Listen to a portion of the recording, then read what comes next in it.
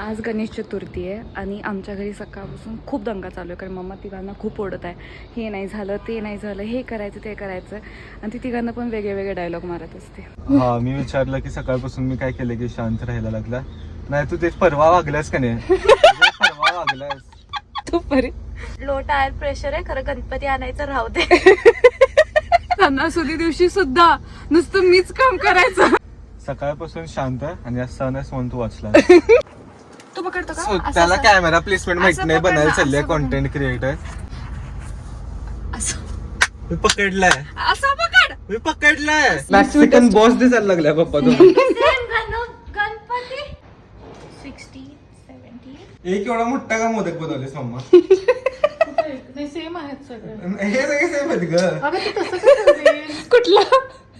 आहे की?